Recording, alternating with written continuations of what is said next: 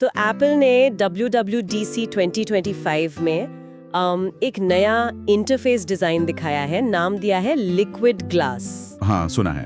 iOS 26, macOS Tahoe, सब पर आएगा ये? बिल्कुल। और हमारे पास कुछ सोर्सेज हैं, एक वीडियो स्क्रिप्ट भी है जिसका टाइटल है एप्पल का लिक्विड ग्लास, क्या है, क्यों है। अच्छा। तो आज इसी पर थोड़ी गहराई से बात करते हैं कि ये लिक्विड ग्लास आखिर है क्या, क्यों ला रहा है एप्पल इसे, और क्या ये सच में कुछ काम का है या बस दिखने में अच्छा है। हाँ, ये सवाल तो है, चलिए देखते हैं। तो सबसे पहले ये बात साफ करनी जरूरी है कि ये कोई असली स्क्रीन या कोई कोटिंग नहीं है ना? नहीं नहीं, बिल्कुल नहीं। ये तो एक क्या कहते हैं, डिजाइन लैंग्वेज है। मतलब स्क्रीन पर आइकन्स, एनिमेशंस, विंडोज, वो सब कैसे दिखेंगे, उसका एक नया स्टाइल। अच्छा, स्टाइल।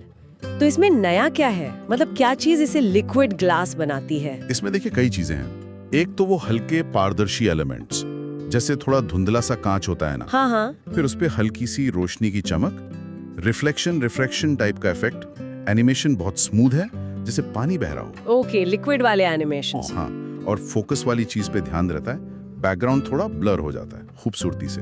ये सब मिलकर एक वो कांच वाला फील देते हैं स्क्रीन पर। समझ गए। तो एक प्रीमियम मॉडर्न लुक देने की कोशिश है। बिल्कुल।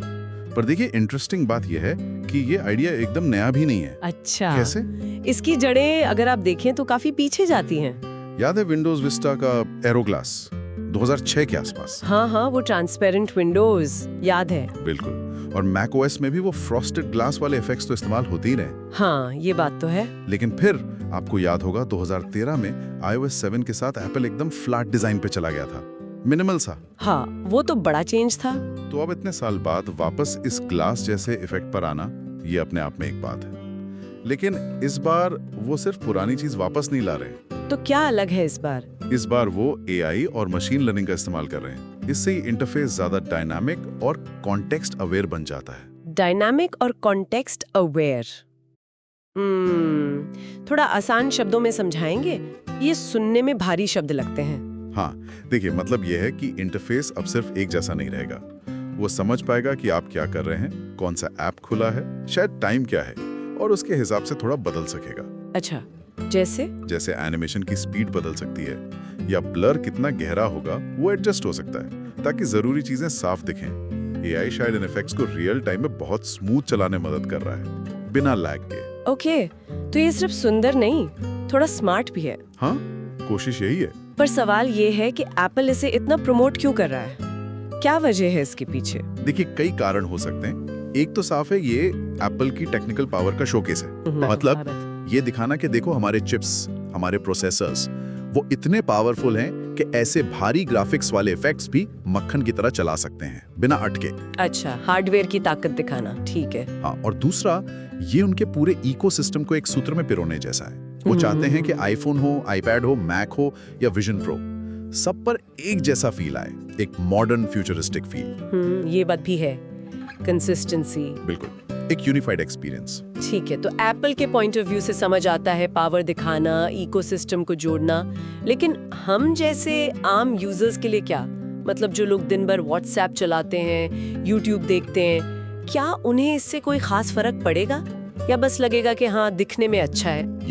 ये बहुत वैलिड पॉइंट है। देखिए, जो लोग एप्पल के इकोसिस्टम में पूरी तरह हैं, कई डिवाइस यूज करते हैं, उन्हें शायद ये बदलाव अच्छा लगे, अनुभव थोड़ा और बेहतर, ज्यादा प्रीमियम महसूस हो सकता है। लेकिन एक चिंता ये भी है, मैंने कहीं पढ़ा था कि क्या ये खूबसूरती इस्तेमाल में आसानी पे भारी पड़ेगी? मतलब अगर बैकग्राउंड ज्यादा ट्रांसपेरेंट या डिटेल्ड है, तो क्या उस पर लिखा टेक्स्ट पढ़ना मुश्किल नहीं हो जाएगा? हाँ, ये एक क्लासिक डिबेट है, फॉर्म वर्सेस फंक्शन, दिखावट बनाम उपयोगिता, और ये चिंता बिल्कुल जायज है। पहले भी ऐसा हुआ है। हाँ, जब भी इंटरफेस में ट्रांसपेरेंसी या ऐसे विजुअल इफेक्ट्स बढ़ते हैं, तो एक्सेसिबिलिटी का सवाल उठता है, खासकर उन लोगों के लिए जिन्हें देखने में थोड़ी दिक्कत होती है, कंट्रास्ट कम हो सकता है। तो एप्पल इसका ध्यान रख रहा होगा। उम्मीद तो यही है। एप्पल एक्सेसिबिलिटी पर काफी ध्यान देता है वैसे, पर देखना होगा कि इस लिक्विड ग्लास में उन्होंने पठनीयता यानी रीडेबिलिटी और कंट्रास्ट का संतुलन कैसे साधा है। अलग अलग ऐप्स में अलग अलग रोशनी में ये कैसा परफॉर्म करता है। सही बात है, ये तो इस्तेमाल करने पर ही पता चलेगा। बिल्कुल।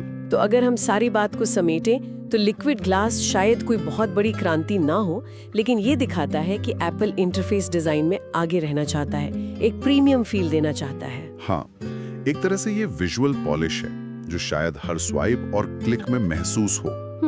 और हाँ, एक बात और सोचने वाली है आखिर में।